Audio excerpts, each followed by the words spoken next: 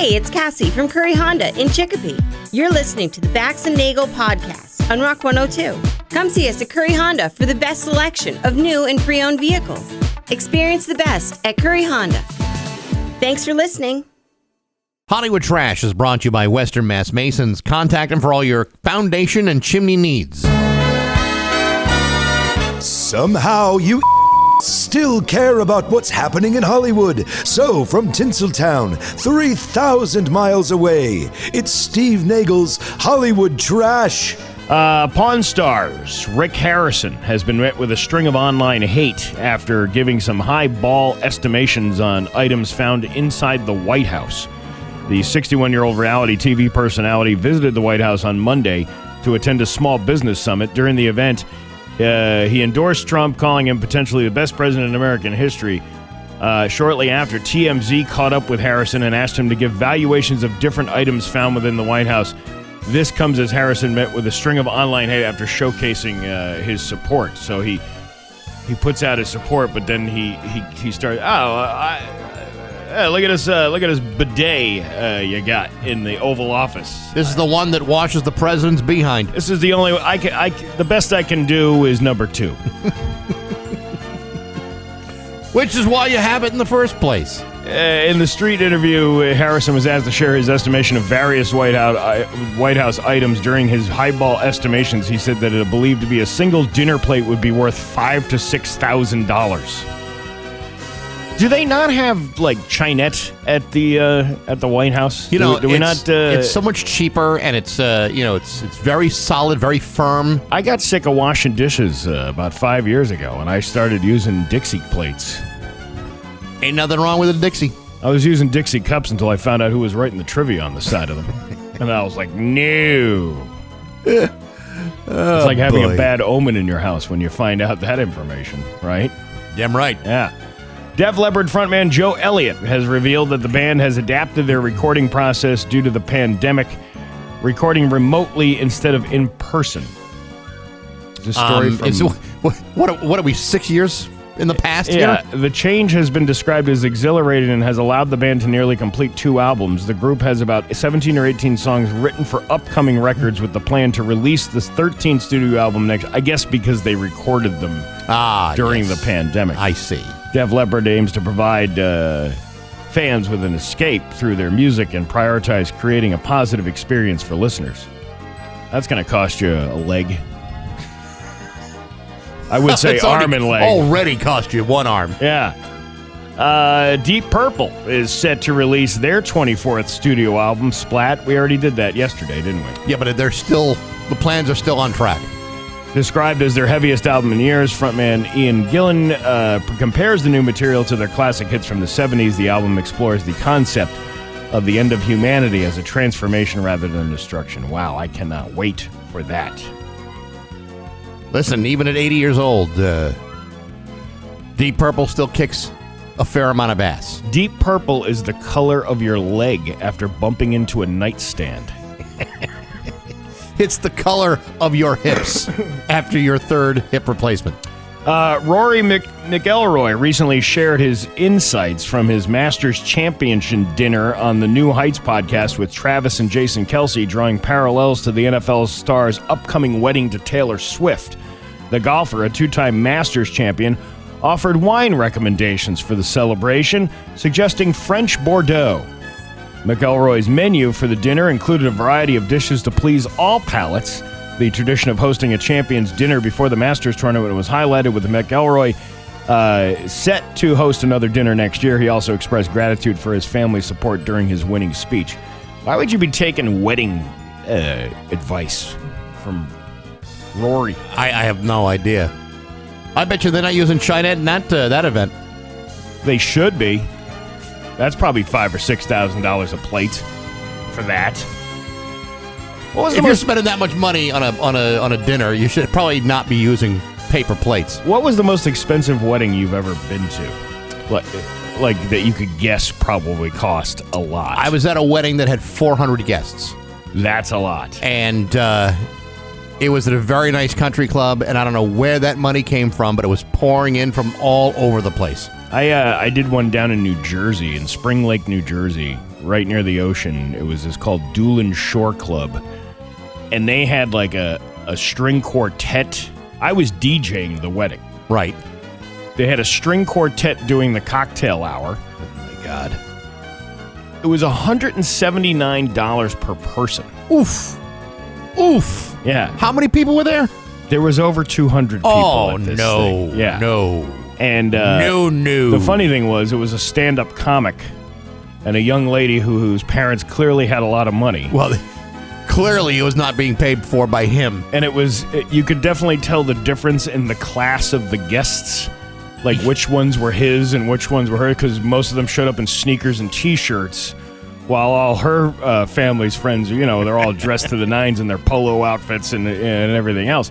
And then there was vomiting in the bathroom. Guess which side did that? I want to guess the groom's side. No, it was the groom's side. It was actually one of the grossest things I've ever seen. The aftermath of. Wow. Because I went down to check out in the morning and everybody was still sleeping. It was it was early. It was like 6:30. And I said, what is that awful smell? She's like, somebody vomited in the bathroom last night.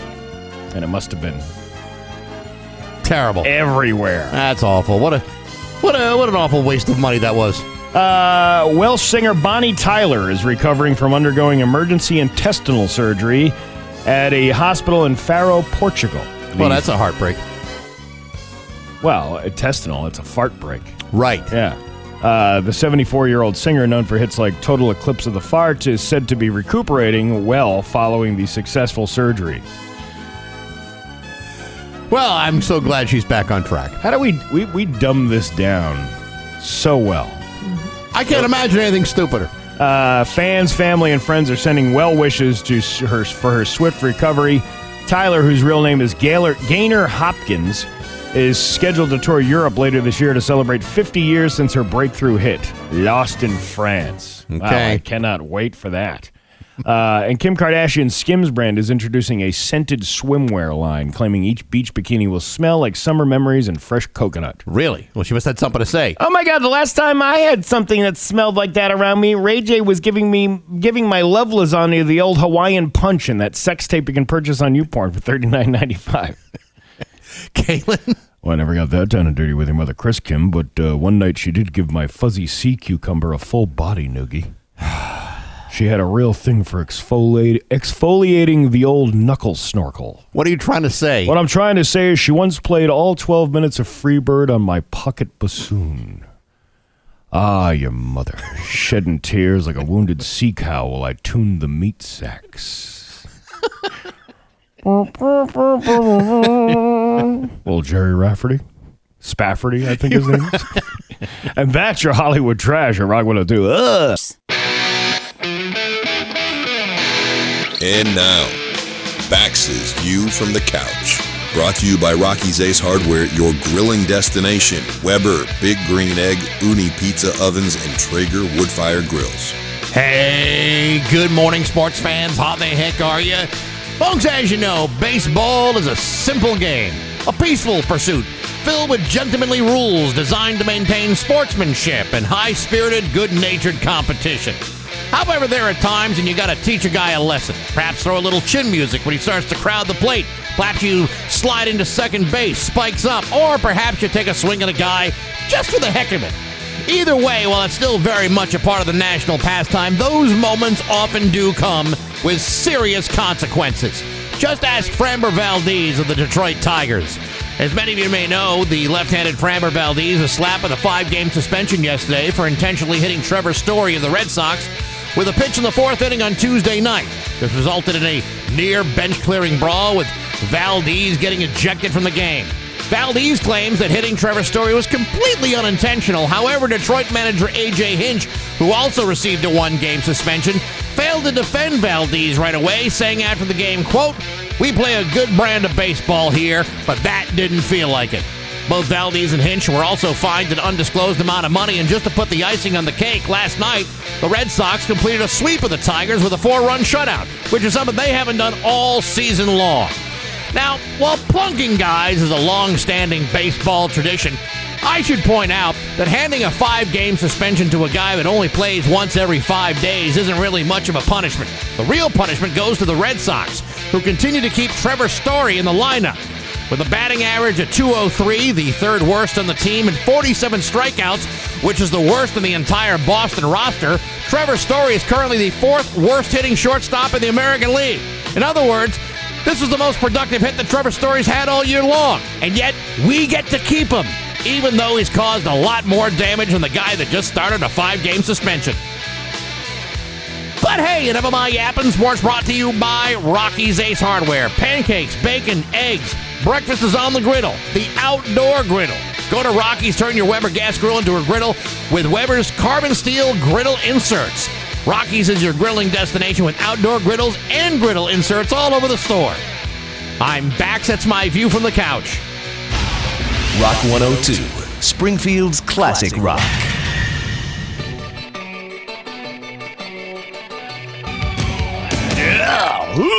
Rock 102, Springfield's classic rock. It's 6:15, and Billy Idol with Bax and Nagle at Rock 102.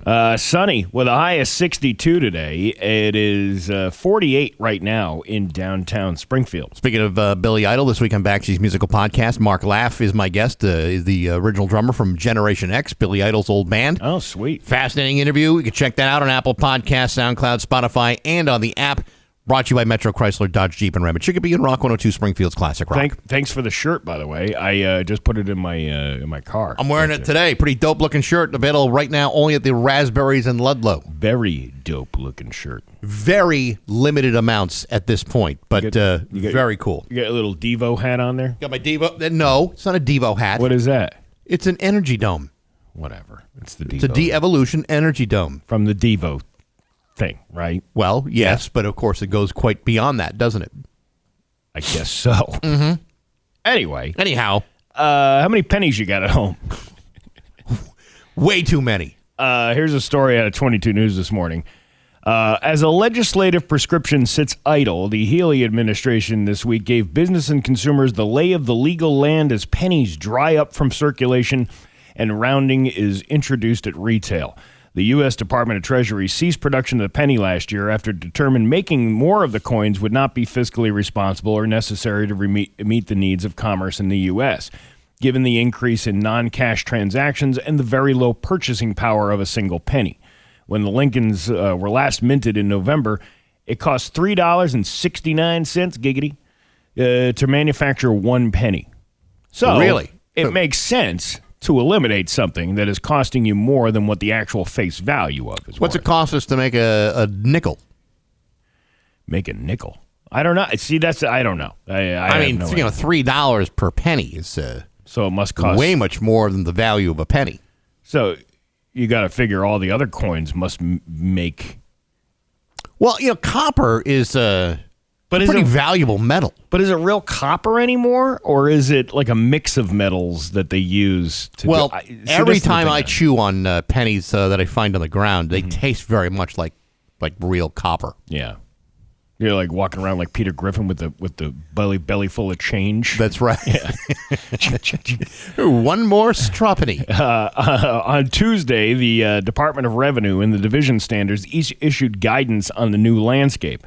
Revenue Commissioner Jeffrey Snyder and Commissioner of Standards Dave Rodriguez said they wanted to clear up questions businesses have about how the state law interacts with their penny policies. DOS said rounding up or down is permitted under Massachusetts law as long as it's applied to the total transaction price, not individual item prices. Well, who's going to mind that? So if you bought an item for $2.39, you're not getting the penny rounding up or down on that. It's the total when you get to the. So if there's 6%, 5%, whatever it is, yeah, sales tax on it. Then you get to round up or down. I see. On that. Now, if I have like a whole house load of pennies, I could still take that big bucket of change and go to the nearest Coinstar machine and drop it in and get my cash, right? Yeah. It's really hard to tell somebody, if you run into somebody you haven't seen in a while and you're doing that at the Coinstar machine, it's really hard to tell somebody you're doing well. Yeah, but the thing is, I'm doing well. I'm not. Please wait while the machine catches up. I'm not dragging in big sheets of cash, but I got a lot of coins on the floor of my bedroom. Yeah, probably enough to buy a package of tube socks. Right. Yeah, there you go. New toothbrushes or something like that. Toothbrushes. Right. Yeah. So I'm just thinking, maybe now's the time to demoralize myself by going to a Coinstar machine and hanging out till I get my receipt. Oh, that's not a bad way to do it. No, I think it's a perfectly reasonable way to do it. The DOR made explicit that rounding a cash payment does not change the amount of sales tax owed. Businesses, quote, must calculate and collect sales tax based on the exact purchase price, even if the final cash total is rounded up or down. Well, then, of course, they're going to round up. It happened to me a couple of weeks ago. I walked into the Pride station. Yeah. And I think it was $19. Whatever I came to $19 and like 79 cents, right? Sure. They only gave me 2 dimes back because they don't have any pennies anymore. So I've just automatically contributed to the. You're still making the extra penny. On paper, when you're doing accounting, you're still making that extra penny. So technically, if you do hundreds and hundreds of transactions over a certain amount of time, you're actually going to make extra money doing that. But doesn't your accounting, if you're doing like a lot of transactions, let's say you're a business and you're doing like a lot of retail transactions. Don't you kind of like run the risk of like having the numbers not match up because you are rounding up so often? I'm not really sure if I'm following you on that. Well, if let's say, for example, pennies are not really being used, but yet I'm still rounding up or rounding down or whatever it may be. How do you figure out the books at the end of the year?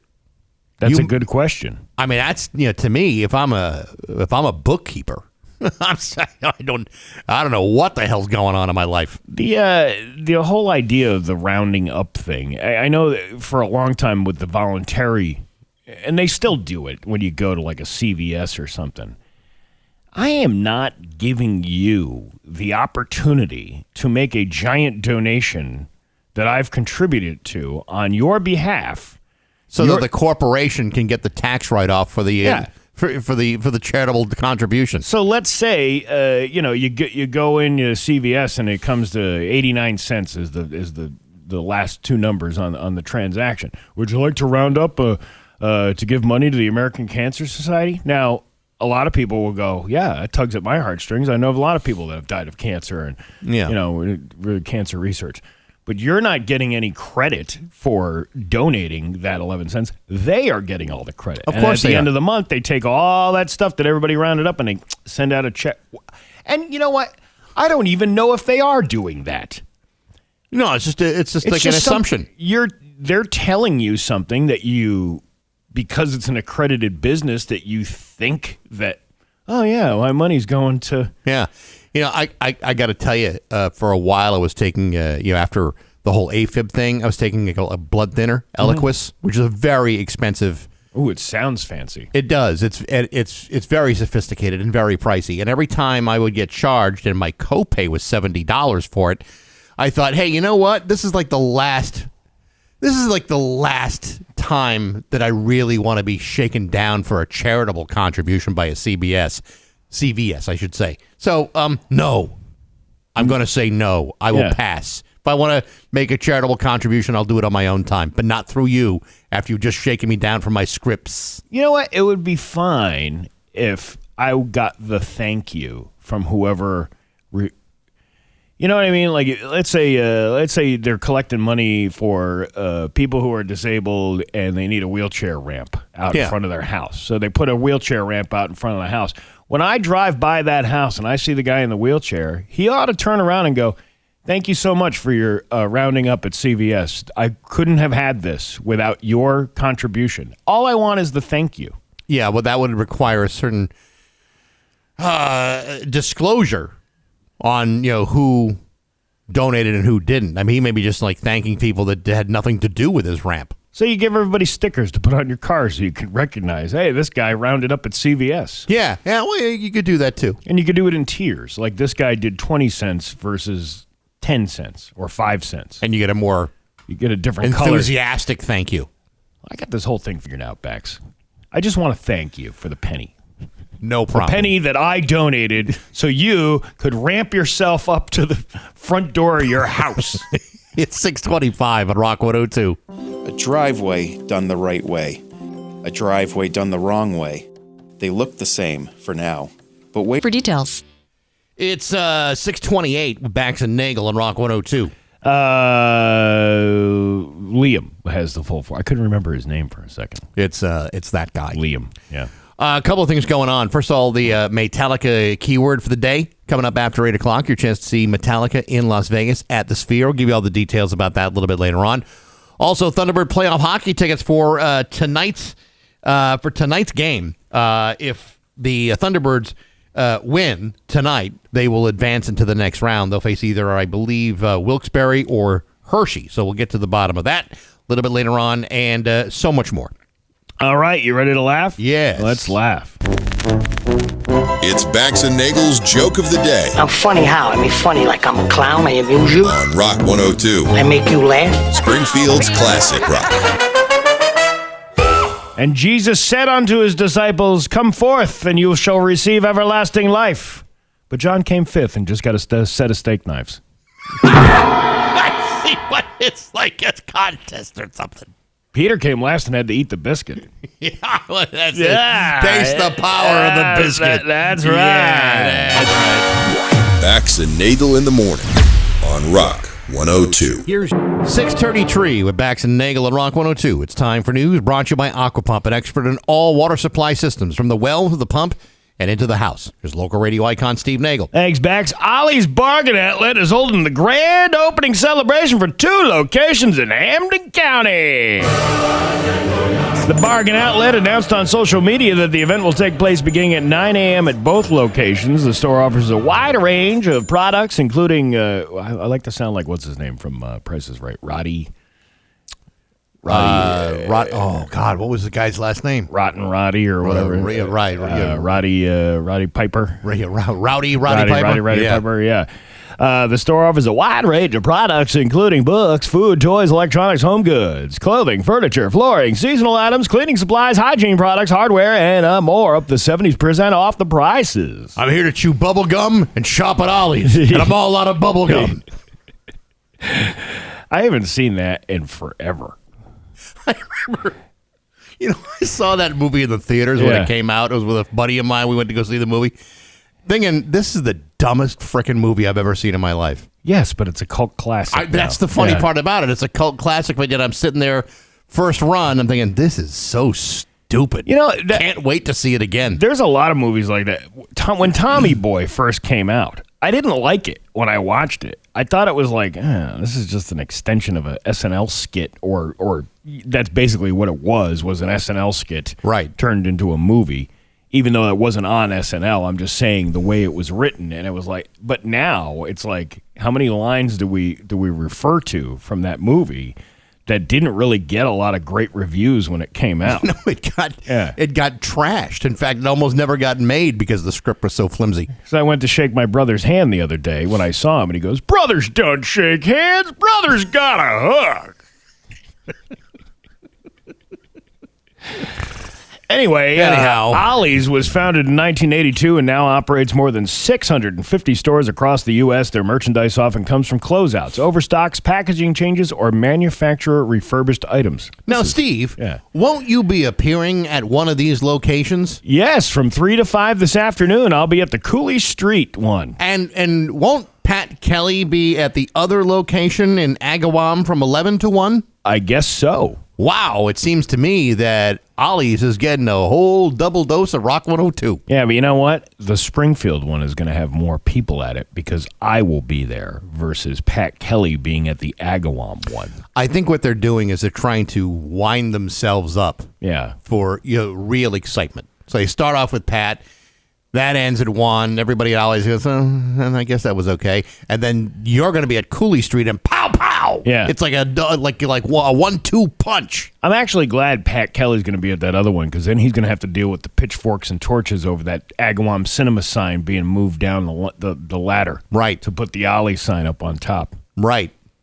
But no one's crying over the Ollies coming to Allen and Cooley. Right? No, it's a welcome. I mean, it used to be a Big Lots there. Now it's an Ollie's. Then it was a No Lots, and now it's an Ollie's.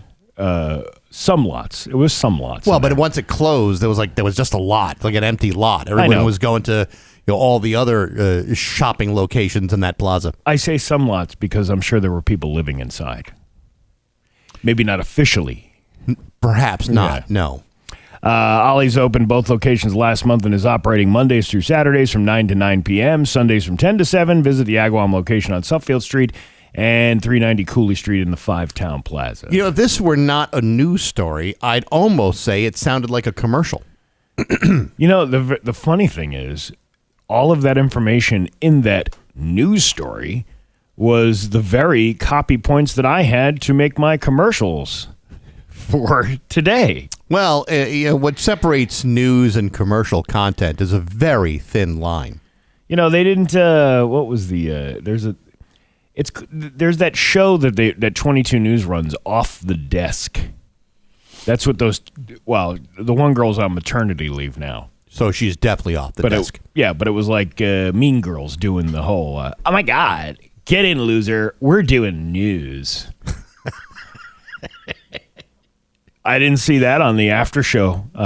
Ollie's is open. They were talking about the Calder Cup. Yeah, right. Yeah. I bet they had a lot to say about it. Oh my God, did you know that our local hockey team is like going places? I just saw a picture of the Calder Cup. It looked like a wonderful thing to eat soup out of. Oh my God, did you see that manager of that team? That Nate Costa, he is so dreamy. He's not just a snack. He's a whole snack bar. He's a whole meal. That's what he is. And I guess they're like doing well or something. He's a walking concession stand. There's so many snacks around that fella. And then I guess they're winning a which prize, the Cauldron Cup. No, it's the Caldor Cup. It's named after an out of business retail outlet from the 70s. My great grandmother told me about that. So there you go. Ollie's is now open. Wow, and we're going to be there today. So exciting! I probably will not join you from 3 until 5 because Why? Well, that's my dinner time. That's the early bird special over at Denny's in Holyoke, which surprisingly is still open after all the other locations closed. I joke, but the fact of the matter is we have often eaten dinner at 3:30 in the afternoon. Well, why don't you come over to the Peacock? You can have dinner at the Peacock and then stroll right over to the Ollie's. I could go there, but I could also go to Leone's. There's never a bad night at Leone's. Oh, yeah, Leone's is pretty good, too. Leone's is very good. You ever have the chicken piccata there? That's really good. Ever have the steak with the gorgonzola sauce? Ooh, that sounds fantastic. Yes. The crusted tenderloin. Oh, man. That's good. That's a punch right in the suck right there. Traffic alert, road hog. Today and tomorrow, crews will be working on road repairs at the intersection of Main and Union Streets in East Hampton. Some of the sections of the intersection may be closed at times, and you're likely to have a delayed drive. More delayed than you normally have driving through that section of town? It's a small town. I know, but it's... What's your delay going to be? 5 whole minutes of your time? Have you ever driven through there in, like, busy time of the day? Of course. It's like... with the traffic lights at that intersection, going to the Rotary and all that other stuff, it gets a little full. Yeah, but it's not like you're driving on the Taconic Parkway. Yeah. You're not driving on the Merritt. Right. You're driving through East Hampton. You'll get through it. It's kind of like driving on the Merritt. Springfield police arrested a man on Puerto Rico's most wanted list following a break-in on Tuesday. They went all the way to Puerto Rico to arrest a guy. No, I think the guy went all the way here to avoid being arrested in Puerto Rico. The Springfield police stated at approximately 12:30 a.m. on Tuesday, officers were called to a building on Maple Street regarding a report of a breaking and entering. A hole was found in the exterior door of the building, as well as the front door of an interior convenience store. Hey, those things sound like clues. Could be. When police entered the building, they located the suspect inside, identified as 44-year-old Wilberto Alaman Bentoncourt of Springfield. The suspect ran away, but wound up tripping on during his escape, allowing the officers to catch and detain him. It's like every movie that's got like a chase scene in it. You know, you're running through the woods, and you know you're going to fall because everyone who gets chased at a TV show or a movie gets chased in the woods trips over something. Yeah, and this guy did. Yeah, and that's how he got caught. Life imitating art. Upon searching him, officers found cash and burglary tools. Those sound like clues. Now, what aisle are the burglary tools at, say, like a Home Depot? I don't know, but why would you go to a Home Depot when you can clearly go to Ollie's this afternoon from 3 to 5 and save on discount items? It's all brand name stuff. I understand, but until you get into the store, you're never going to know which aisle. Maybe there'll be plenty of help that'll guide you through. Hey, excuse me, where do you keep all the burglary tools? It's good stuff cheap. I don't want to spend top dollar for burglary tools. I think I got coupons. Yeah. The suspect initially provided a false name to police. Oh, Mr. McOckener, we were waiting for you, Barry. My name is John Cocktoaston. Ooh, I like to... you're a very refined criminal, Mr. Cocktoaston. Yes, I try to get around. But they were able to determine his true identity. It was discovered that Bentoncourt was wanted in Caugus, Puerto... I don't even know how to say it. He's wanted in Puerto Rico for aggravated burglary and aggravated damage and had 3 extraditable felony warrants. He had been named as Puerto Rico's most wanted fugitives within the past week. Yeah, I mean, if you're playing a scavenger hunt, that's a pretty good far way to go away from Puerto Rico and then eventually get caught. I mean, you made it all that far. I guess. He faces charges of breaking and entering, larceny from building, resisting arrest, fugitive justice warrants, yada, yada, yada, and he'll be arraigned whenever. iPhone user says what? What? Oh, yeah, got me. Owners of some iPhones are in line to get cash payments up to $95 from Apple after the company on Tuesday reached a $250 million settlement in a class action lawsuit for false advertising of its AI capabilities. Apple trumpeted new AI features for its virtual assistant Siri when it rolled out the iPhone 16, part of the new software updates that the company billed as Apple Intelligence. The company has been scrambling to keep up with tech rivals amid the AI boom, but still hasn't delivered on the Siri revamp 2 years later. The lawsuit, filed on behalf of U.S. consumers in San Francisco federal court, alleged that Apple deceived consumers with a marketing campaign that promoted features that did not yet exist and misled them into buying the devices.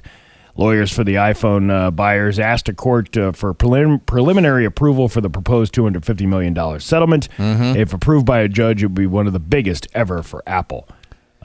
Covers 37 million devices if you bought between June 10th, 2024 and March 29th of 2025. I got to tell you, I have an iPhone 16, and I'm hating it because it's doing things that I don't like. Really? Like, for example, I can no longer hook up a wired set of headphones to it. I have trouble with Bluetooth headphones with it. It doesn't work with my CarPlay in my vehicle. And I'm about to start throwing this thing against a wall and beating it with hammers. You know what? And then setting it on fire and then throwing it in a lake. I've always been an Apple person because it was, for me, what I did with the DJing stuff. It was... It would just work. It would work, and you wouldn't have... You know how many crashes I had with a Windows computer doing those things? Even a brand new Windows computer, the DJ program on there would crash in the middle of the... You don't want that happening when you're, having a daddy-daughter dance on the dance floor. When you're in the middle of Butterfly Kisses, the last thing you want is a complete meltdown. So, But once I switched over to Apple years ago, I'm like, wow, this is pretty reliable stuff. But then every year, it seems like they get worse as they develop their products. Ever since they went down this whole Apple intelligence thing, everybody at the Genius Bar is an idiot. Weren't they kind of not really geniuses to begin with? I mean, it's a label. It's like a Subway sandwich artist. Are you really an artist? Well, I mean, art is open to interpretation, but genius should have, like, very definitive markers to be considered a genius. The last time I went to the Genius Bar, I was told, yeah, we can't help you with this. So what do you do with that? I don't know. I'm relying on a genius to help me through my CarPlay problem. They can't help me. Yeah, the Android is sounding a lot better every day. Although I hate that green text. I'm not ready to go down that road, but I'm going to have to upgrade my phone because this one is, how shall I put this? Crap. Don't you have a sigh of relief when you text somebody and they're like, thank God you have that blue bubble? Yeah, I really have a great deal of disrespect for Android users. No offense, but I do. Especially when they're on a group text. Oh, if everybody has iPhones on a group text, it's actually fun. But when you have that one idiot who's got a BlackBerry. A BlackBerry. We got that one guy still using that bag phone. Yeah, well, what about, remember the track phone? Or the one for the old people, the Jitterbug? Yeah, Giant, they still sell those at Walgreens. I saw them there a couple of weeks ago. The Jitterbug, giant telephone with the big numbers on it. I'm thinking about switching over to this brand new phone I've heard about recently called the Burner. And thinking about going with that one. That seems to work for a lot of people. Hey, you know what? Burner. Nobody will ever find you. Your Pioneer Valley forecast today going to be sunny with a high of 62. It is 48 right now in downtown Springfield. I'm Steve Nagle, and that's the news on Rock 102. Ah, yeah. It's 6:52 with Bax and Nagle on Rock 102. I just gave you the forecast. It's going to be sunny today with a high of 62. It's 48 right now in downtown Springfield. Metallica's residency at the Sphere in Las Vegas is sold out. I mean, if you want to go buy tickets, good luck with all of that. But Rock 102 and MGM Springfield are teaming up to give you a chance to win not only tickets to the show on October 8th, but also airfare, hotel, and the tickets for two. You listen to Metallica keywords each weekday at 8, 12, and 4 p.m., and then you enter the keyword at rock102.com before midnight each day for your chance to win. It's Metallica, your chance to see Metallica at the Sphere in Vegas. Brought to you by MGM Springfield and Rock 102, Springfield's Classic Rock. You know, we run a comedy program here this morning. This is all like entertainment. Sometimes we talk about serious things. On this show? Yeah, but somebody just said, oh, you're not going to mention this big story. I'm not mentioning the big story because it's really, again, we do the comedy portion of this thing. Which big story are we talking about? It's the unfortunate accident that a Massachusetts State Police trooper was struck and killed by a wrong-way driver in a head-on crash early Wednesday morning. Right. It's a horrible story. The Mass State Police stated that 30-year-old trooper Kevin Trainer's shift ended at 2 a.m. and he was on his way home when 911 caller reported a wrong-way driver was traveling south on Route 1 North in Linfield. Several troopers located the vehicle at 2:03 a.m. and 1 minute later the driver crashed into Trooper Trainer's cruiser. The wrong-way driver in the Jeep died at the scene. Trooper Trainer was taken to Mass General Hospital where he then died of his injuries. Trooper Trainer served with the Mass State Police for 3 years. He previously served as a corrections officer in Essex County before joining the State Police as a member of the 88th Recruit Training Group. I didn't not do the story to gloss over it. It's just that we try to give the comedy aspect of other dumb things happening around the area versus there's not really much to say about this other than it's a horrible, horrible story. No, we wait until like 6:50 to do the terrible, depressing stories.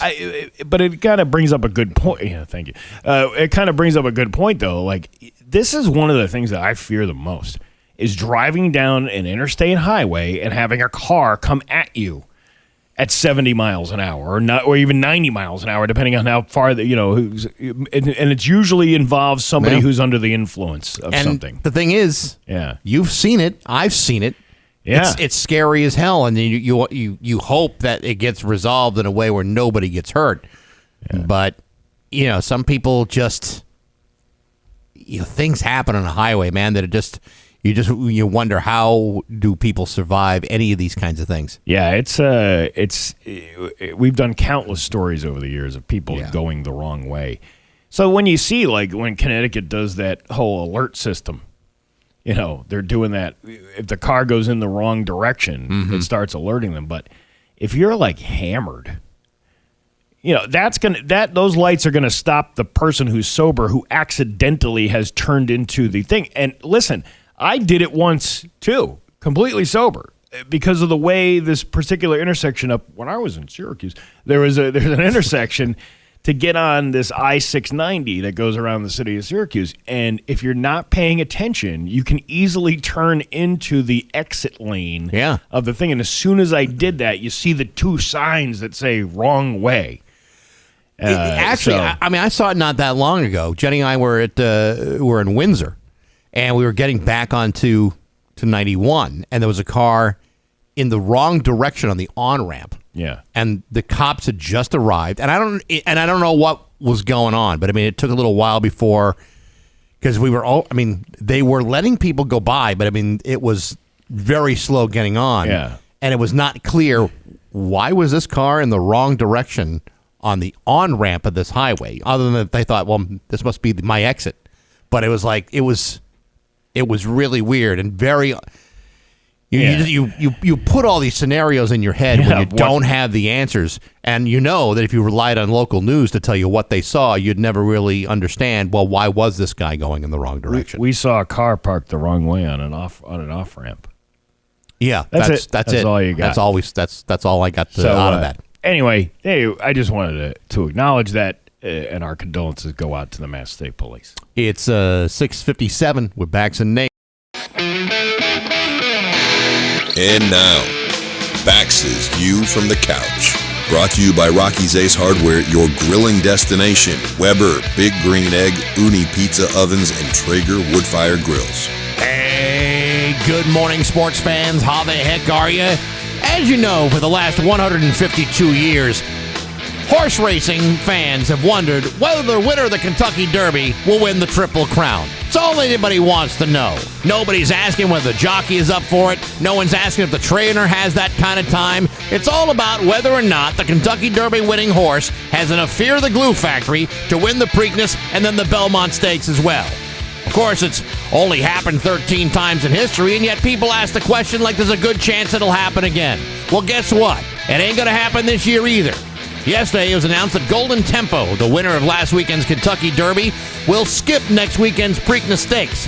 Yesterday, trainer Sherry DeVoe announced that they will skip the Preakness and focus on Belmont instead, which is scheduled for June 6th. According to DeVoe, quote, "We believe the best decision for Golden Tempo moving forward is to give him a little more time following such a tremendous effort. His health, happiness, and long-term future will always remain our top priority." Folks, that has to be one of the biggest loads of nonsensical horse crap that's come out of horse racing since the last time they cleaned out the stables at Saratoga. Nobody's concerned about Golden Tempo's happiness. This is a financial decision. Putting a Kentucky Derby winner out to stud is a whole lot more valuable if the Kentucky Derby winner than if he loses at the Preakness. Win a Kentucky Derby, you could charge a stud fee of $100,000 or more. Lose the Preakness, and suddenly your horse just got lucky. But to stand there and say it's about the horse's health and happiness, that's like saying I'm dating a supermodel because she gets lonely and finds me sexually attractive.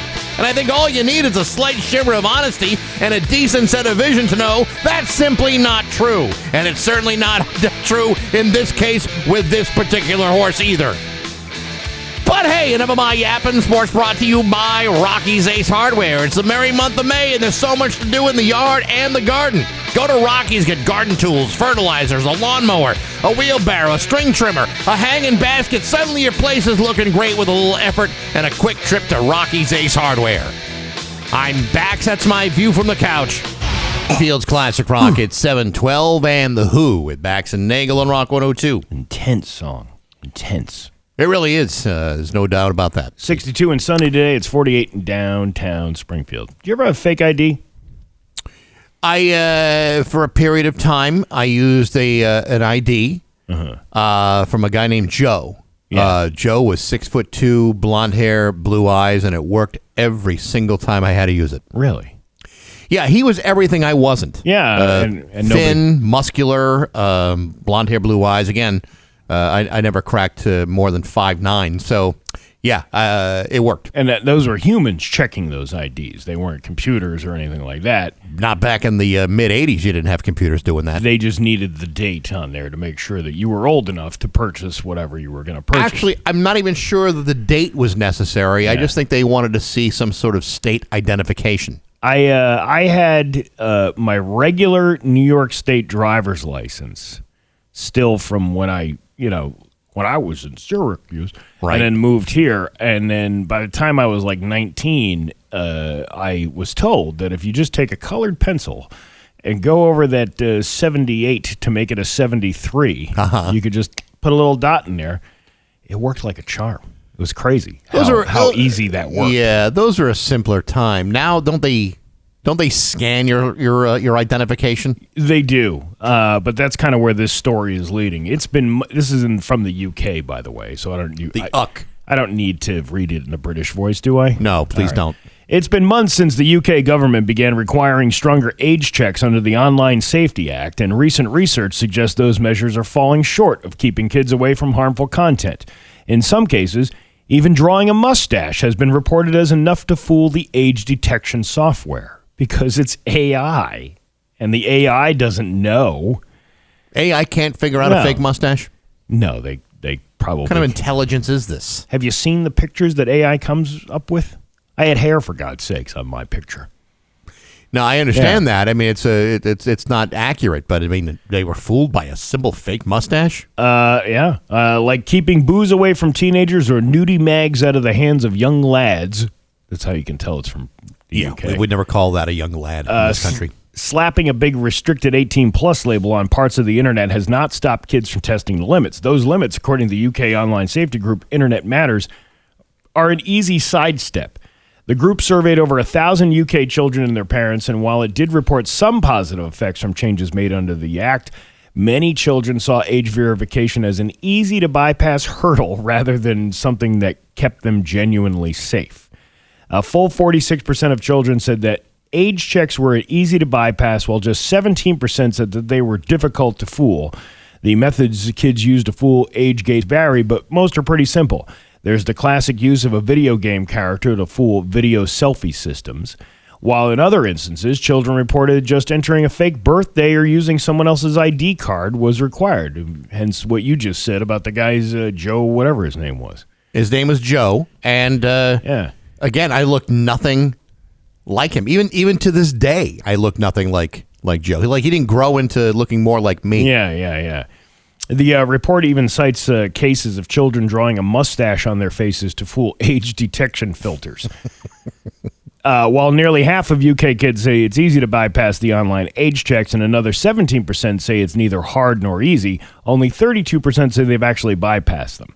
Like scoring booze from cool parents, keeping age-gated content out of the hands of kids under the OSA is only as effective as parents let it be, and a quarter of them enable their kids' online delinquency. So you have a lot of these parents out there like, yeah, you can go on that. Here, let me fix that for you. You know, it's funny if you go on like some websites, and I'm not just talking like adult websites. I'm talking about like even if you went onto Budweiser's website, yeah. You have to say, yes, I'm of this age, or give your date of birth just to get in there. You know, I don't know if how intelligent your kids are. I mean, they seem to be pretty smart kids. I don't know your kids well enough to say, yeah, they could probably figure their way around it. But if your kid wanted to go on a Budweiser website, I don't think it'd be that difficult for them to fake their date of birth. I don't think it would be either. Matter of fact, anytime I've ordered from a dispensary, like a weed dispensary. Yes. The first question they ask when you get to the website, are you over the age of 21? And if you click yes, it'll take you right to the website. If you click no, it'll reroute you to like a Google search. So who at any age is stupid enough to say, no, I'm not old enough for this website? That's what I'm getting at. I don't understand how, just a simple, are you 21, yes or no, is going to prevent anybody from actually going on the website. I know. When speaking to parents and children about these situations, they describe scenarios in which parents felt they understood the risk involved and based on their knowledge of their child, were confident the activity was safe. That's Internet Matters set of parents who let their kids engage in the risky behavior as long as they did it where they could be supervised. I got to tell you, man, when I was a teenager, there was a kid that we used to hang out with. Yeah. And his mom used to let us drink beers. We were 17, 18 years old at their house. And I'd be like, wow, what a cool mom letting us have beer. She took all our keys away so we wouldn't drive anywhere so we could stay. As long as you guys are just doing it here, it's okay. Yes. You know what? I am now 47 years old, and I have 2 teenagers.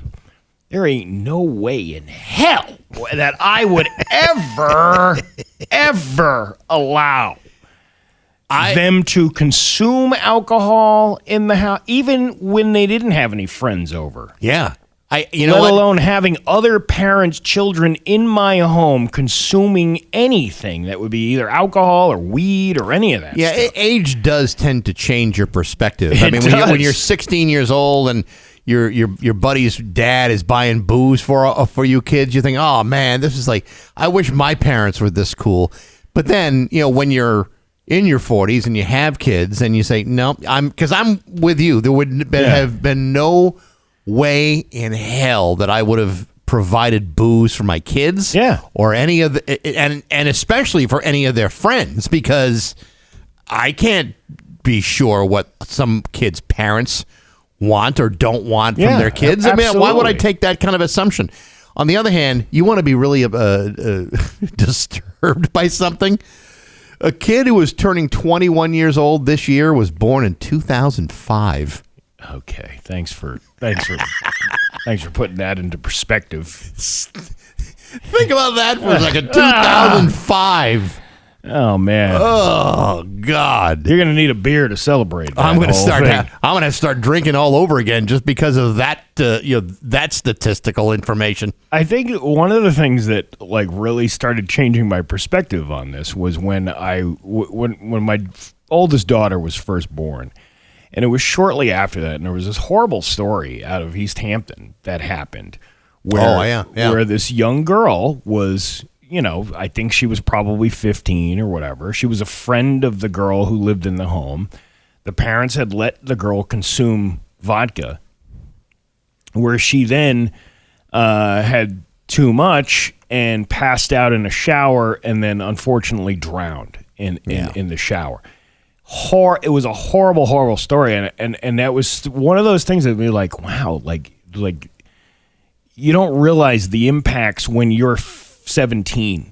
When you're 17 and you don't understand, you think, wow, this is cool. This guy's giving me booze, and he's so cool about it, and whatnot. It's not. It's inherently dangerous. It's not just dangerous. I mean, it's stupid because we're such a litigious society, and there's so much liability. Anytime you buy or provide alcohol or even allow it to happen in your house and you're the adult in the house, that's on you. If something unfortunate were to happen to any of those kids, and even you say, well, I took their keys, no one was leaving the house, they were going to be here all night. You know what? It doesn't matter if that kid winds up having a negative reaction to the alcohol, or there's some sort of accident that occurs in your house. That's on you. Yeah. Do you really want that responsibility on your head because you thought it'd be wicked cool to be the cool parent in the neighborhood? No. It's absolutely the stupidest thing you can do. I'd rather be the boring parent. Me too. I'd rather be the parent that the kids wind up resenting years later. Yeah, that's a much better point of view. And when they get old enough to understand how the world operates, then maybe they'll understand. Okay, I guess my dad wasn't so crazy after all, saying no. I guess I can see why he didn't want me chugging down buzz balls. At my graduation party. Maybe when my dad said no to buying a keg and putting it in the bathtub, maybe he was onto something. There was another case of when I was in Syracuse. There was another case. I didn't graduate up there, but I did go to graduation parties for people that I knew that had graduated from upstate, where I lived in upstate New York.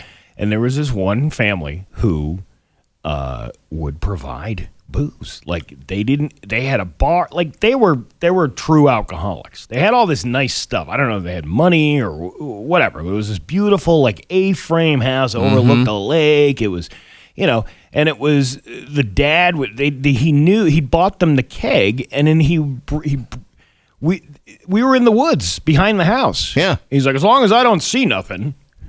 That's responsible. Unfortunately, his son was involved in a horrible accident that he lived through, but another one of our classmates died in that accident because he was drinking at his parents' house who had let him drink. So who's the cool parent now? Yeah, nobody's cool. Yeah, that's a really stupid thing to do. Just be smart about it.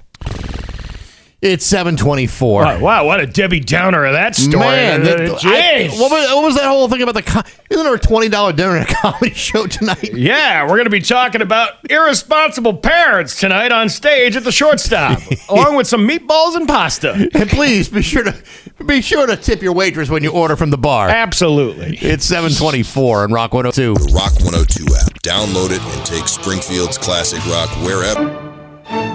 7:32 with Bax and Nagle on Rock 102. It's time for news brought to you by Naples Home Buyers. They buy homes as is and offer solutions to any problems. Naples Home Buyers.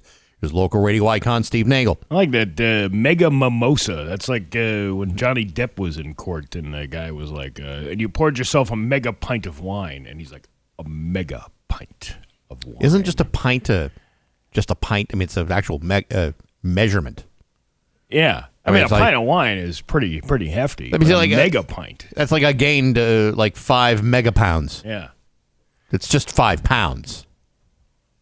Right. Yeah. I mean, like a mega mimosa. Well, that's got me asking questions. Yeah, there's no measurement of liquid ounces or anything like that. If you just say mega, yeah, I'm just going to have to take your word for it. Is it like come in a big giant bowl, like one of them? What was those things they used to have at the Hookilow? Scorpion bowls. I'll tell you what, that's pretty awesome. Yeah. All right. Maybe we should do some news, I guess. Let's just tell me what time Ollie's opens, and I'll be fine. It opens at 9 a.m., okay? Today's the grand opening. I will be at the one in Springfield from 3 to 5. And Pat will be at the one in Agawam from whenever to whenever. Yes, but let's see how many more people we can get out to the Springfield location where I will be versus where Pat will be. I don't know if we want to cause some rivalry between us and Pat again. Well, we could. He gets a little sensitive when that happens. Well, that's exactly why I want to do it.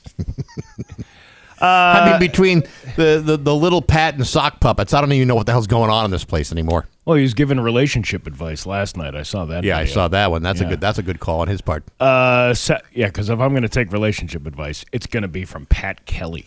Well, he did offer good advice, I will say. If you're looking to do it the Pat Kelly way, that's the way to do it. South Hadley voters said no twice. Tuesday night, town leaders decided to ask them again. The South Hadley Select Board met Tuesday night to discuss and vote on whether to put another tax override question before voters and whether to use free cash to help close the town's budget gap. South Hadley is facing a $3 million budget deficit, and after voters rejected 2 override proposals that would have raised property taxes last month, the Select Board is now weighing what comes next. Now, is this the pretty please, or is this the cherry on top re-asking of the question? I have no idea. If you already asked twice and they said no, that's why you say pretty please, Mom, or Mom, pretty please with cherry on top. Mom, mommy, mother, mom. What? Can we pass the override, please? No, and finish your peas. I know it's a hit towards the taxpayers of South Hadley, but it's also investments. Who is that? Collins Raining, a senior at South Hadley High School. I don't know. Yeah, I don't know who that kid is. If we want to be able to continue to be considered strong town, we have to invest a little bit. Those overrides were aimed at protecting funding for South Hadley schools as well as town services like the library and the senior center. Town officials say the budget deficit is being driven by rising health insurance costs along with cuts in state and grant funding. Voters shot down 2 questions back on April 14th, one for $9 million and another for $11 million, leaving the town without an immediate way to close those gaps for the coming years. Last month, a joint meeting was held to discuss new, smaller override that could go to voters in June's special election before the end of the fiscal year. Meanwhile, the Appropriations Committee has recommended using a $1.5 million in free cash money from certified available funds to help fill next year's budget gap and support the schools. Wouldn't it make more sense to cut things that don't have a detrimental effect on the town? Yeah, but you have to decide what those things are. And everyone's got their own set of values and priorities. You know, what might not be important to you may be greatly important to somebody else. No, but that's where the arguments happen. But when you're talking about the entire town, and it's like, okay, maybe we can cut this program over here, that won't have as great as effect as if we cut this program over here. Yeah, but what I'm saying is, some people may rely on that one program. It may not affect everybody else, but it might be just as important. So now you have to prioritize. You know, to me, cutting school budgets is a quality of life issue. Mm-hmm. You know, it affects your property values. It affects right. reasons why people move in. I mean, but the people who can't afford to pay the increase in tax. There's a lot of people out there already being squeezed for every little dime, and then you're asking, hey, by the way, we need $1,700 a kid for sports. Which is it really that much to have a kid for $1,700 to do sports? When you have to provide most of the equipment? I would love to know the true cost of those things. Because, as we talked about, I think we talked about this just amongst ourselves. When you put your kid in a sports program, even if it's like a recreational sport, run by the town, the cost is always on you, and you say, well, I gotta pay for helmets. Couldn't we just share the helmets year after year and pass them down? And it's like, well, it's not always that simple. Well, I recently joined a hostage situation. I mean, traveling sports league. Yes, and but even then, I mean, it is kind of expensive, especially for people who wouldn't be able to afford. It's about $500, to do this thing. But that doesn't seem anywhere near $1,700 that they're claiming that it costs for each student to participate in a sports program. I don't know if that includes the grounds fees and all that stuff, but I thought that would be included in the regular operational budget in the capital improvements. Well, it might have been at one point, but now that you've got the high cost of gasoline to run the equipment that cuts the grass, everything is more expensive. But it's like where do you make cuts? He said that's the problem. It's like every cut you make affects somebody, sometimes at a very serious level. And you say, well, let's cut this thing. I don't participate in that program. Yeah, but there may be 50, 60, 100 people in your town that do. You know what would be helpful?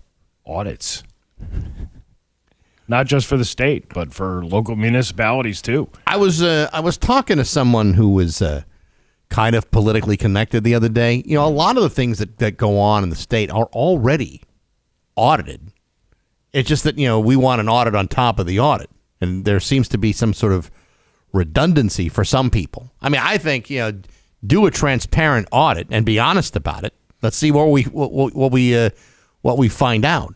And you're asking for logic when it comes to that's government. just the thing. That's the thing in this conversation I had where we didn't quite get to that whole part yet, where we could talk about logic and transparency, which I thought was probably a big part of it. Yeah, but you got disinterested because I get disinterested as soon as they start trying to gaslight you. And, our conversation was interrupted when my order at the Dunkin' was ready. So, I mean, it's like, what are you going to do? At that point, I just wanted to escape.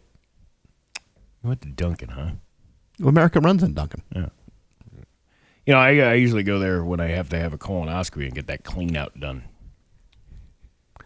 Well, coffee will do that naturally. What is that stuff called? The G-Light? What is it? The Go Lightly? The Go Lightly? Yes. It's just, you get a turbo iced coffee from Dunkin' Donuts. Same thing. Less fluid. Yeah, but it's, but then you're wired. Well, they tell you it runs on Dunkin'. That's foreshadowing of what is going to happen. I don't know what you're talking about. Many families are feeling stretched thin with everyday needs, and for parents of babies and toddlers, that includes diapers. Diaper banks provide families that can't afford the pull-ups from stores. And Diaper banks? Diaper banks. And how do you make a deposit? You don't want to know. And provide for thousands of young children every year. The United Way Diaper Bank, based in Greenfield, has been supplying parents of Franklin and Hampshire counties with diapers for 12 years. Now they're asking for support after losing access to half of their resources and questions about how long they can keep meeting their demand. It's not often that the first thing comes to mind when you think of an essential good, but for parents, diapers are key in keeping their kids healthy. For those on a tight budget, a diaper bank can be just as vital as a deal at the grocery store. The program director from United Way said a lot of families are having to choose between paying a bill, paying rent, getting food, and affording diapers, especially these days when prices are really high for a lot of things. The United Way Diaper Bank in Greenfield was part of the first of its kind federal diaper distribution program until it was abruptly stopped in January, cutting off half of the diapers the bank was receiving. I just did a quick Google search. How much do diapers cost? Yeah. Total cost for diapers for the first year of a child's life is somewhere between $240 to $3,200 a year. Mm-hmm. What are you feeding that kid that would justify $3,200 a year? How much they cost? I mean, okay, but what's the difference between the $240 kid and the wildly? How much fiber are you giving that kid? Wow. What are you feeding them, bran flakes? I also think that cost is included. Yeah, what was Phil Hartman and Colon Blow cereal? Super Colon Blow. Wow. What are you feeding that kid? You'd have to eat 500 bowls of your regular brand cereal in order to get the power of one bowl of Colon Blow. I mean, that kid must be going off like the Hindenburg for crying out loud. Yeah. Oh, the humanity. I also think that, the cost in making these things, you talk about, there is plastics in those things. Yeah. Plastics are made with oil, and oil is at an all-time high right now. So eventually all of that stuff gets affected by the high price of oil. Back when I was a young babe, just coming out of my mother's womb back in 1966, you know what we used? What? Cloth diapers. Diapers that you would have to launder. They weren't, one use and all of a sudden they got to be chucked into the diaper genie. These were chucked into the laundry basket. Okay. I don't know. That's the way we need to go back to. I wasn't expecting to get into a gross conversation with you this morning, but here we are.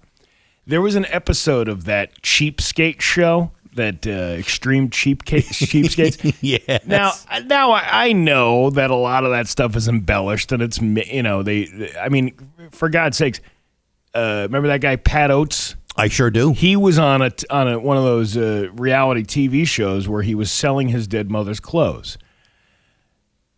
His mother was alive. Yes. She was not dead. It was all part of the show. That's how they do those shows. That's correct. So I don't know how correct this portion was. Like, maybe they lifted it from an idea that somebody was doing, but this lady was reusing toilet paper, but she was using wash rags. Okay. And then it's not.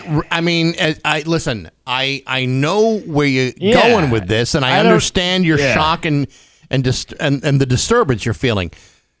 But is it really any different from the old-fashioned cloth diaper? And I would have to say, isn't there a reason why they got away from the cloth diaper? Was laundry service getting too expensive? Well, yes. Was there health issues associated with people handling of those? Well, if you're bleaching them every time, I mean, if you're giving them a good rinse down and bleaching them, then I suppose. Listen, all I know is I had the cloth diapers. They didn't have the disposable ones. Yeah. And there were no Huggies back then. Yeah. And look at me. I turned out terrific. You had Smuggies, is what you had. Smudgies is what I had. Smudgies, yeah. Yeah. Fudgies. We had Fudgies. You know what the crazy part about it was? Anybody that kept any of those old cloth diapers wound up using them to, like, dry dishes later on. Hey, wash the car on a weekend with Dad. They were the microfiber cloth before microfiber cloths were even invented. You know, you used to crap in these things, and now we're buffing the old Pontiac. Now I'm using them as placemats and napkins. I'm wiping my mouth with them. Some lady on Route 10 Tire listener line, those disposable diapers are a nightmare for the environment. Not too long ago, I'd seen a young couple who used cost diapers for their baby with diaper covers. You know, so you get a diaper cover, you put it over the cloth diaper, but don't you have to throw the cover away? Or is the cover just something that's reusable and washable? I don't know. I don't know. Have kids go in the garden. That's what somebody suggested. Okay, you're gonna tell your 6-month-old infant. Hey, go pop a squat out there next to the tomatoes. You're gonna hold your baby over the begonias? I don't think so. Speaking of tomatoes, where did I see that sign? Tomatoes.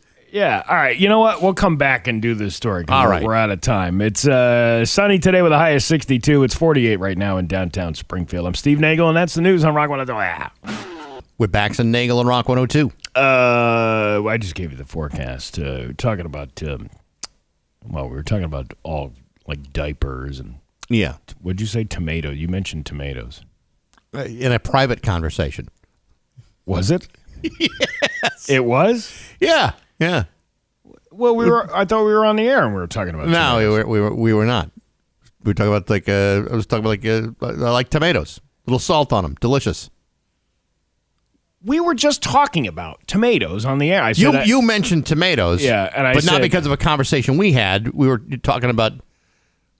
I have no idea. I don't remember. Anyway, why can't we remember what happened 5 seconds ago? We were talking about diapers. Oh, right, and all that other stuff. Well, anyway, tomatoes came up, and it reminded me of this story. Okay. About 2 California residents are suing Cento Fine Foods. You know Cento. I love the canned tomatoes. Alleging the company engaged in tomato fraud by claiming that the tomatoes in one of its canned products are the authentic San Marzano variety from Italy. And they're not? They're not. The plaintiffs claim that rat bastards. Cento's certified San Marzano labeling is false, misleading, and unfair, alleging that the tomatoes in the product lack the quality and taste associated with the real fruit. New Jersey-based Cento Fine Foods did not immediately respond to a request for comment. On the tomato cans on the company website, Cento says that San Marzano tomatoes are certified by an independent third-party agency called AgriCert. The lawsuit alleges Cento's labeling suggests the product has an official DOP designation, a label granted to San Marzano tomatoes by an Italian consortium that stands for Protected Design of Origin. Cento's label designs are used to falsely convey that they are the famous San Marzano tomato grown in the traditional method and certified by the consortium. The consortium, known as Il Corsiso di Tutela del Promodo San Marzano, which I believe is Peruvian. No, I think it's Italian. Promotes and regulates the sale of San Marzano tomatoes, which the suit states must meet, quote, strict production and quality standards. Cento says San Marzano tomatoes come from the town that bears their name in the Campania region of southern Italy. The tomatoes have a thicker tomato wall, fewer seeds, and less acidity than the other tomatoes, making them ideal for authentic Italian cuisine. They are delicious, I will say. But they're actually coming from a field in New Jersey. Okay, well, that's all right, but they're grown by Italian New Jersey residents. Cento customers can also trace the exact field where the tomatoes in their product were grown by scanning the lot code on their can, according to the company's website.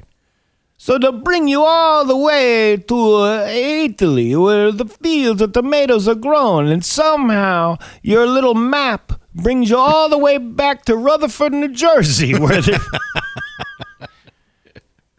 A spokesman said bubbity boobity. We grow them at the end of Giant Stadium. The fertilizer was a Jimmy Hoffa that we put in there at the end a long time ago. Now, is there? I mean, I know like on like certain olive oil bottles, Yeah. if it's got an Italian seal on it, then that says this was made in Italy. Same thing with like feta cheese. If it's got like the Greek label on it, you know that it was made in Greece. They don't do that for these cans of tomatoes. Well, they don't have that kind of money. They're just passing It's the just a quick savings. stamp. It's just like a little update of the label. They're passing the savings along to you from these tomatoes that came directly from Italy. Little Italy in New York City. Yeah, it's not quite the same. This guy's growing tomato plants on his windowsill out in Little Italy. We're not lying. It says Italian. Am I sensing a little Miracle Grow in this? A little taste of Miracle Grow or some sort of random American fertilizer? I told you I use that stuff for my plants. It's called chicken soup for the soil. That's what they should be using for this stuff. Maybe that's the solution. You have no idea.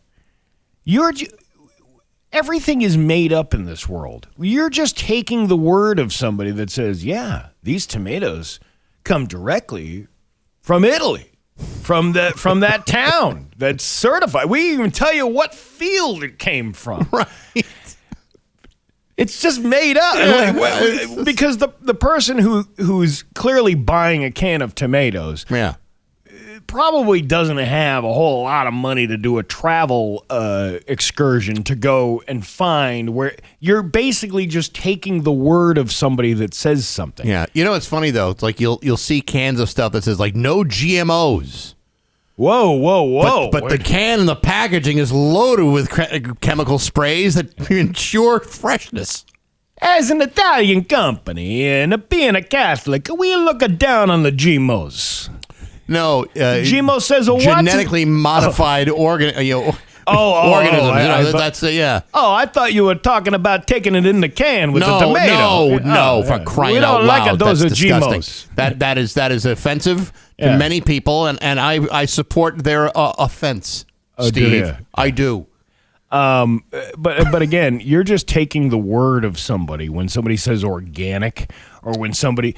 All of that organic stuff is the same stuff that you're getting from the manufacturer. They're just calling it organic to make you feel better. I think something should be said about the stupidity of the American consumer, that we're just about willing to believe anything we're told. Yeah. Well, we do believe everything. All natural. These are all natural chemicals that grow from the earth and in a laboratory. Hey, you ever see the size of the chicken breast at a Price Right? They're bigger than your head.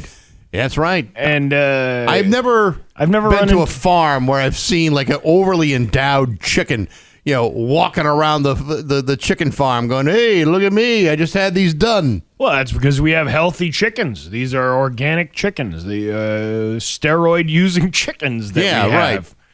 Yeah, it's all made up. It's just somebody telling you where something came from. You have no idea. My grandfather used to raise chickens years ago. He used to show them at the Big E many years ago. Still a chicken coop next to my dad's house. Yeah, and I don't remember any of the chickens, walking around with roid rage, who like do rags because all their hair fell out with big zits on their back. Yeah, with hypodermic needles on their talons. I don't remember any of that happening back when I was a young child. When I went to the Lyle Alzado of chickens, the Lyle Alzado,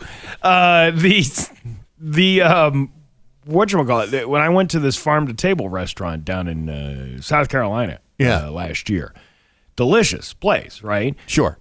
You ordered a chicken breast though, and the thing was about 2 ounces. Because that's how big an actual chicken should be. Yes, it should absolutely. not. When you get these oversized. Big Y stopped selling those super birds, I think because they were loaded with. Because they couldn't pass a urine test. Yeah. We can't pass a drug test. This chicken. There's no way in hell this chicken hit 77 home runs this season. Yeah. And what is that chicken doing now? Well, I believe that chicken is now doing color commentary on baseball games. Actually, I think he's operating the lunk alarm at a Planet Fitness. We told you not to squawk every time you do a squat. I was doing so many squats, I laid an egg.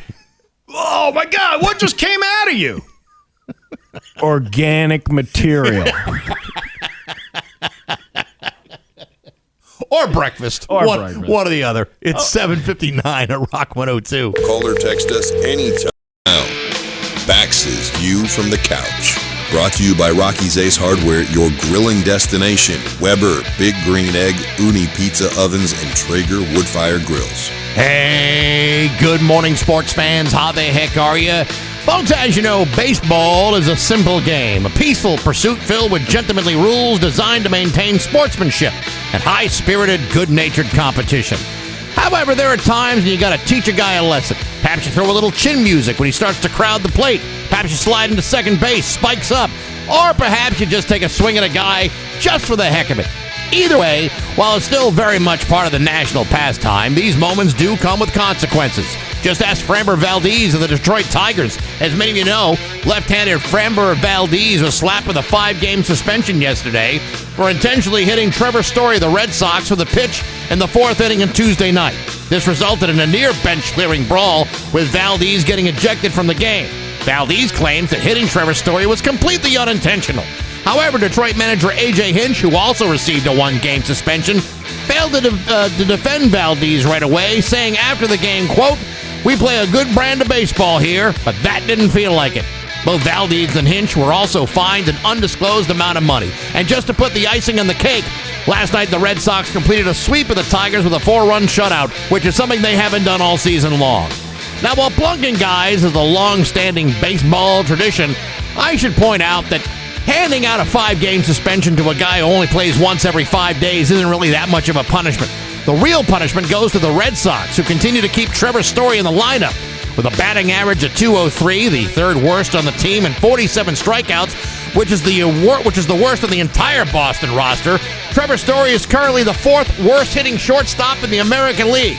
In other words, this is the most productive hit that Trevor Story's had all season. And yet, we get to keep him, even though he's caused more damage than the guy who just started a 5-game suspension. But hey, enough of my yapping. Sports brought to you by Rocky's Ace Hardware. Pancakes, bacon, eggs, breakfast is on the griddle, the outdoor griddle. Go to Rocky's and turn your Weber gas grill into a griddle with Weber's carbon steel griddle inserts.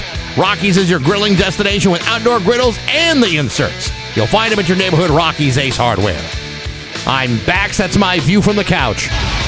Rock 102, Springfield's classic rock.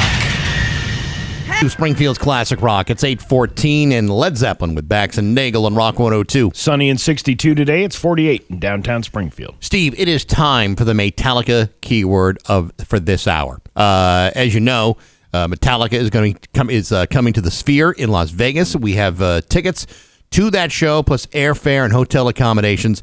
And all you have to do is take down this keyword, go to rock102.com before midnight, and enter for your chance to win. The keyword for this hour, Steve, is the word fame. That's fame. I'm gonna live forever. I'm gonna learn how to fly. Fly. Fame. That is spelled F-A-M-E, as in only famous people be performing that night at the Sphere. And all you got to do is go to rock102.com. Good luck to you. There will be other keywords later on today, but that one is the one for this hour, and the word is fame. Was that song written for the TV show, or was the TV show, or was the song came out and then the TV show was written? Well, actually, Steve, it was a film first, and the song was written for the film. Irene Cara sang the song, and then it became a TV show. I didn't know it was a movie. It was a movie first, yes. Absolutely. Who was in the movie? Actors. Yeah. Do you remember? I believe Irene Cara herself was in it. I believe she played if I'm not mistaken, I believe the character's name was Coco. Oh, how about that? Yes, that's what I remember. I don't remember much of the film other than she was topless and she sang the theme song. Grandpa, thank you so much for telling me about the talkies you used to watch when you were a lad. Gather round, children, while I spin a yarn about the films of the 1970s. Do you know Irene Cara? She was a looker back in her day. Oh, she sure was, Steve, and she could belt out a great hit. Yes, she could. Dealing with customer service can be we're just going to do a couple stories here. All right, quick hits. Here we go. Dealing with customer service can be a cross to bear, even for the Pope. Pope Leo XIV ran into trouble when he called his bank's customer service line last year. His longtime friend, Reverend Tom McCarthy, said at an April 29th event in Illinois. After Leo, who was born Robert Prevost, answered a series of security questions, the customer service representative offered him a seemingly straightforward solution. I'm sorry, sir. It says here you have to come here in person. I'm the Pope! I can't just show up at the back. Can I at least do it at the tube? Yeah. I know, right? The pneumatic tube. Yeah, right. Like the Pope Mobile all of a sudden says, yeah, could you make that in small bills, please? But after pleading with the representative to no avail, Leo had one last card to pull. Would it matter to you if I told you I'm Pope Leo? She hung up on him. Can you blame her? Not because of the Pope, but would you believe that the Pope is doing... One, I don't believe the Pope is doing his own banking. Two, I don't believe he's making random phone calls. Like, his day's not busy enough being the Pope. Oh, I got to call the bank today. I got to order, make sure my scripts are ready at the CVS of Rome. This is CVS Pharmacy with a call for Pope Leo. With your prescription ready, available. You have 7 days to pick it up. She hung up on him, McCarthy said. Could you imagine being known as the woman who hung up on the Pope? You find out later. Yeah, I don't care what religion you are. You don't want to just hang up on the Pope just in case, just in case. Well, I mean, religion is based on, or as a Catholic religion is based on Jesus, who was the likes of man. You don't think if Jesus were around today that he would have an issue calling Comcast customer service, setting up his home internet?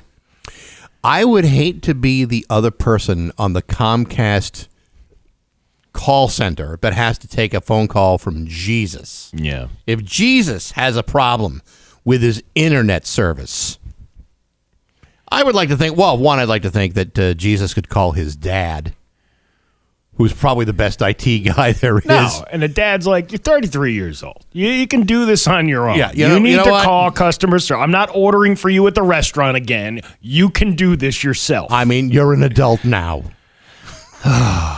God, my dad is just on my back about everything.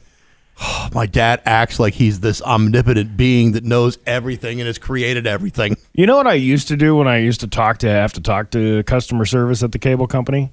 I used to tell them, I hope you have a Comcastic day.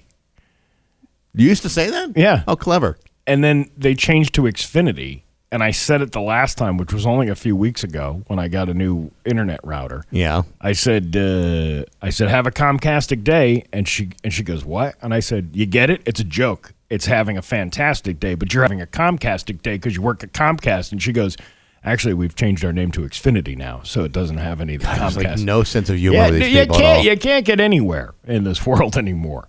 Different story. Man in a hospital.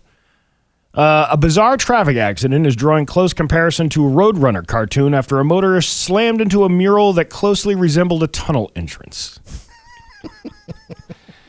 The single vehicle crash happened in Glasgow, Scotland earlier this week, with images circulating online showing the Scottish Fire and Rescue Service and Police Scotland attending to the site. In a scene that feels totally ripped from Looney Tunes, there's speculation that a driver may have mistaken a mural with two large eyes painted on the wall with dark pupils for a genuine entrance. The incident also occurred on a stretch of road that leads to the I-739 Clyde Tunnel. I don't know what that is. Reddit users were quick to pile on, with some joking the crash looked viral marketing for Coyote vs. Acme, the film inspired by the cartoon franchise. Right. It finally happened, a Looney Tunes accident in Glasgow. I was sure it was going to be an anvil or a fireworks explosion to follow. Literally just saw a Twitter post about this saying how funny it would be if someone crashed into it thinking it was a tunnel, and sure enough, somebody did. It does look very much like a real tunnel. Really? And they have it's painted. I don't even know why anybody would even do this. They painted the mural with the two tunnels that aren't even real, and it looks real, and it has a picture of Wile E. Coyote holding a sign that says "Good luck." Oh, yeah. It does, in fact, look like... How did they get away with even doing this? I have no idea. I would think that somebody would have said that immediately, because it looks like the road curves around to the actual tunnel, which is nearby. But Dude, this guy drove right into it. I mean, it's funny, but it's not funny if that's your car. Yeah. Ah, well. And finally, a Wayne County, Kentucky woman has been arrested for allegedly tattooing a toddler. I saw this story. According to court documents, law enforcement in Adair County were called to a child abuse complaint at a residence in Columbia on Monday. Upon making contact with 27-year-old Brooke McDaniel, police asked if she had given the 22-month-old a tattoo on its arm. McDaniel confirmed that she had done so while tattooing her leg when the child walked up and struck their arm up in the way of her tattoo gun. Police reported that the child had a black tattoo dot on his right forearm. See, so it wasn't like a skull with a snake coming out of the eye socket? No. Hey, Mom, what about Dad's Monster Energy tattoo? You want an Infamil tattoo? We can do that for you. I mean, if you're going to get a tattoo, you want something that's going to make sense for the rest of your life. Kid takes his shirt off. He's got Huggies written across his chest. Yeah, you're never going to get away with that. Yeah. On the other hand, thank God it wasn't a tramp stamp. Yeah, that would have been inappropriate. As if it weren't inappropriate already. She is currently lodged at the Adair like they're putting up her in accommodations somehow. Lodged at the Adair County Regional Jail on a $5,000 cash bond. As of Wednesday, she did not have a court date. But that's going to be you want to get your kid tough. Yeah, I think a kid needs to grow into his toughness before you just automatically apply it to him or her. Yeah. They just wait till they're old enough to decide what kind of tattoo they want. Yeah. I mean, a dot seems to be like a mole or a birthmark, but nevertheless. When you're like 40, when this kid's 40 and he's got Graco still written on his shoulder. When he's got that keep on trucking guy wearing a pair of Huggies. Yeah. That's not something you want to keep for the rest of your life. Or, when you turn 30 years old, that's going to look all out of whack. Yeah, you do what normal, grown, mature adults do when they get a tattoo and put a martini on your arm that says Cape Cod. That's the responsible thing to do. That's the one. That's right. It's 8:24 on Bax and Nagle on Rock 102. I'm just watching this video of the late John Sterling. He used to announce the Yankee games. He gets hit in the face with a foul ball, yet still is able to. He goes, "Ow, ow! Ball game over. The Yankees win. The Yankees win." And I'm profusely bleeding all over myself. That's got to be. I didn't even realize. I've seen that video before. Yeah, that's crazy. I have. Have you? I've never been in a broadcast booth before. It's all open air. I thought they were like the way on TV. They seem like they're behind a glass partition. It totally depends on the ballpark. Yeah. And it depends on the ballpark. Like in indoor parks, you typically don't have glass in front of it. But some do, just because they keep it temperature controlled and everything. Yeah. But yeah, dude, some of those open air ones, you're exposed, and so you got to keep your eye on the game at all time anyway. So duck. I don't even remember asking if I ever even knew. Like, we'll have to ask Zolak. Does he sit outside during the game, or is he sitting in? He's sitting in a booth. But is it open air? Like, there's no window there? I can't believe I'm saying this. I because don't you can have know. a mic set outside and, sure. and record those sounds of the crowd or whatever you're doing. Yeah, there's still commentate on the game. Yeah, there's usually some natural sound or like an outdoor microphone that catches some of that. We'll have to ask him when he's coming back, and he is. Well, maybe we'll even ask Fitzy before we even get to Zolak. We can ask him too on Monday. Sure, he's been in those broadcast booths. He's probably been asked to leave a few times too. You know what? It's kind of unfair. I had wished Joe Castiglione would always get hit in the face with All a foul right. ball. You know what? Joe is a good man. I'm not going to sit here and listen to this.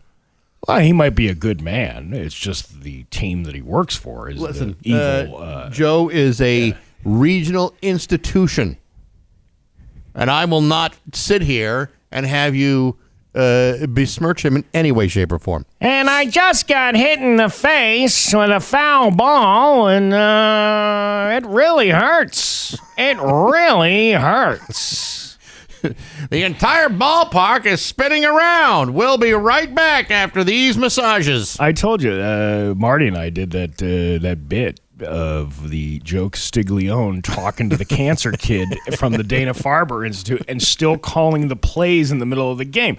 They do that thing every year. They do that the Dana-Farber like fundraiser thing, right? And meanwhile, they're like, "And we have Jimmy here, or we have Tommy here, who's a recipient from the Dana-Farber Institute. Timmy, tell us about your experience."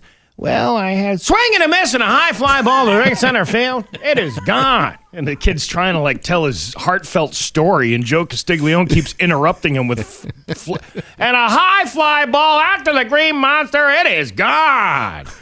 Timmy, you think you're having a bad time? Have you even been a Red Sox fan your entire life? It's 8:32 on Rock 102. Here's your Western Mass News. Bax and Nagle on Rock 102. It's time for news brought to you by Big Y, your family market. Here's local radio icon Steve Nagle. Thanks, Bax. Over to the Route 10 Tire listener line. Jen wrote in. Steve, I can take a lot of BS out of you, but besmirching the name of the great Joe Castiglione is where I must draw the line. Oh, that's the most offensive thing that I've ever said. So far. You could only dream of being half the broadcaster he was. A good day, sir. Wow. You know what? That would be a nightmare to be Joe Castiglione. Then I'd have to watch Red Sox games all the time. Oh, my God. Listen to you.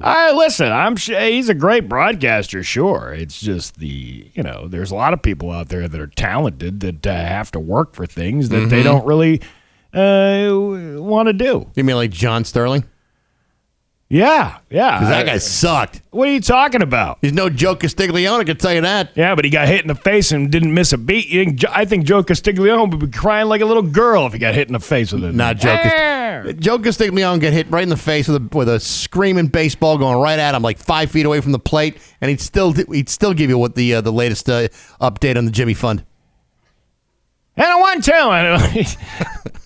I just thought that was so funny. There was nothing funny about the topic because the kid was trying to tell him about his treatments and his experience that he had at the Dana-Farber Institute. And the kid's talking about, well, there was 6 tumors, and A-Rod hits one out to the green monster, and the ball game is over. Well, hey, listen, he is a real true pro. The Springfield Thunderbirds just keep on chugging, taking Game 3 from Providence Bruins on Tuesday night. After much of the season felt like the playoffs were out of reach, they just sit one game away from the Calder Cup Atlantic Division Finals. Resiliency was the word of the night once again for the T-Birds, coming back from a deficit for the second time this series to take 3 from the Providence Bruins. Now they're just one game away from the Calder Cup Atlantic Division Finals. Yeah, it's not the finals, it's the division finals. Right. They still got a long way to go before they could ever get to the Calder Cup finals, but they could be facing either Wilkes-Barre or Hershey. I believe I think Wilkes-Barre is ahead in that series. I could be wrong. At some point during the year, it looked like we might not even have made the playoffs. Who is that? That's Springfield Thunderbirds president Nate Costa. I know Nate Costa. I've spoken to Nate Costa. Nate Costa's a friend of mine. You are no Nate Costa. It's been a while since I saw him, which was only, 2 weeks ago? I can't remember the way he sounds, so I just made up the voice. It ain't quite like that. He talks very much like a Harry Potter character. He does not actually sound like a Harry Potter character. Are you sure? Not even like Voldemort. The winning hockey has been on display throughout the playoffs, first upsetting the 3-seeded Charlotte Checkers on the road and now forcing an elimination game against AHL's best regular season team. There is a game tonight.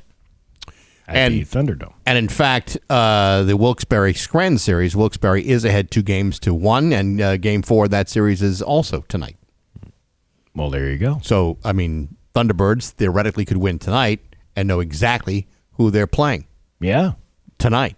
And we'll have that information tomorrow. And we will have tickets for that game later on this morning. Wow. I know. Isn't it crazy how we got the tickets like that? Listen, even if you don't win the tickets, you should go buy a ticket and then pack the Thunderdome and give the support for the team. I got to believe, considering it's a one more win and they're in the next round, that place is going to be absolutely screaming tonight.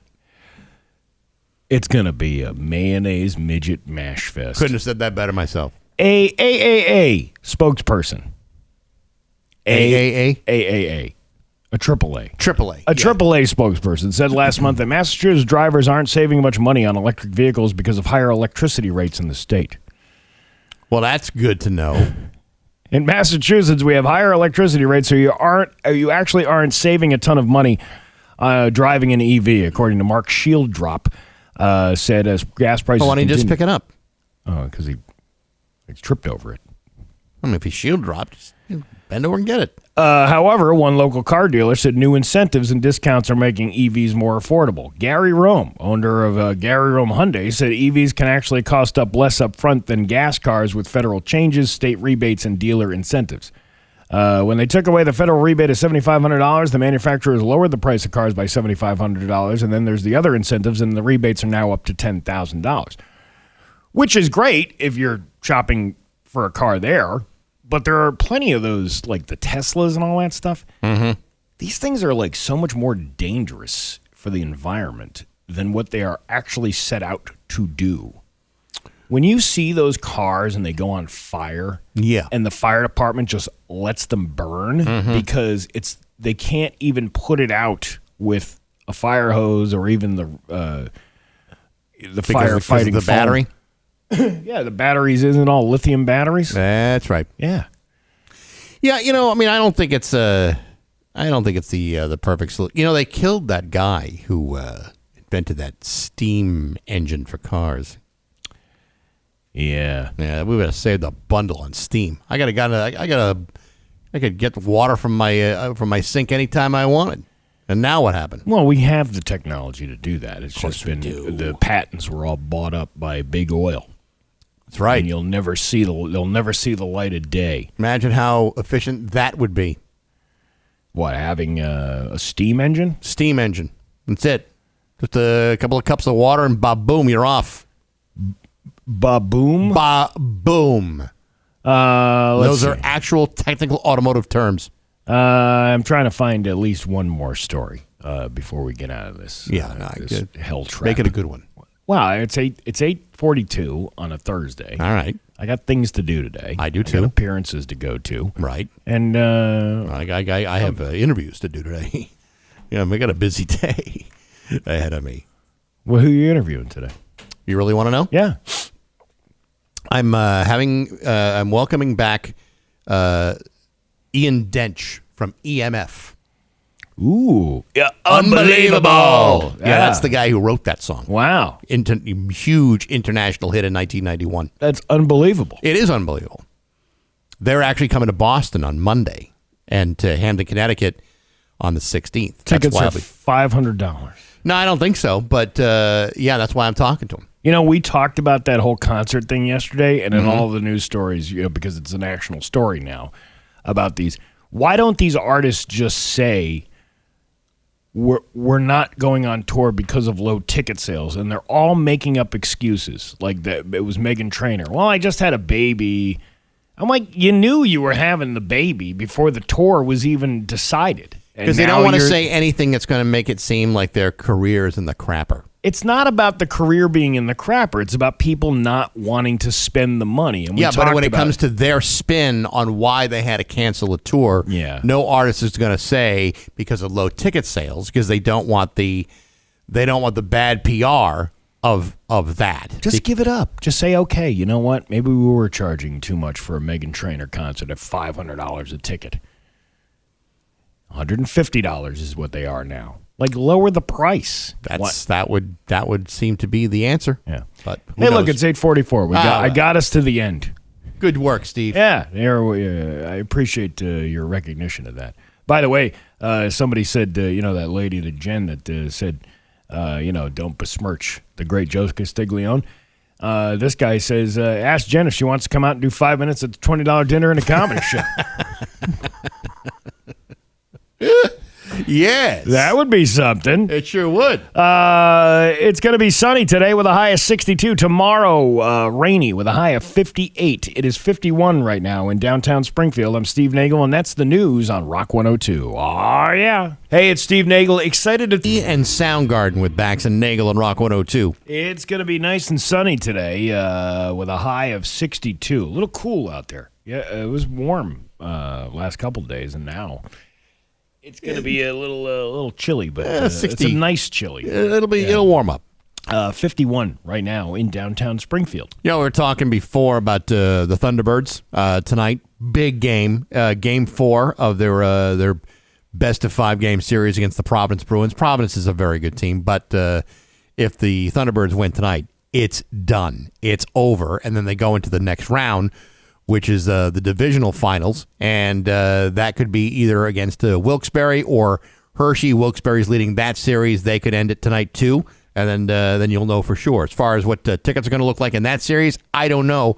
All I know is we have tickets for tonight's game at the Mass Mutual Center. Springfield, Providence, imagine that. Tickets to go see that game, a 4-pack of tickets. Not just like 1 ticket or 2 tickets. It's a 4-pack of tickets. Nothing is over until we say it is. No, nothing is over until the game is over. Was it over when the Germans bombed Pearl Harbor? Hell no. The Germans? Pearl Harbor? Just let him go.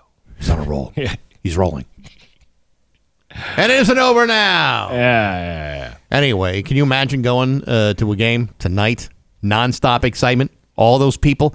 I'll tell you what. If you haven't, if you don't win the tickets when we give them away to the 10th caller at 293-1021, you should try as hard as you can to get tickets because it's going to be, as you've said many times, a mayonnaise midget match fest. Wow, I didn't think you'd say that twice in one show. Well, I would have said bananas the second time. All right, then it's but you know bananas. What? There's nothing like a good mayonnaise midget mash fest. I agree. That's the thing. Because when the going gets tough, the tough get going. Actually, it's when the going gets tough. Then you pause again, continue to pause, then the line. Psychotic, but absolutely right. There you go. All right, again, 10th caller right now, 293-1021. Good luck to all of yous.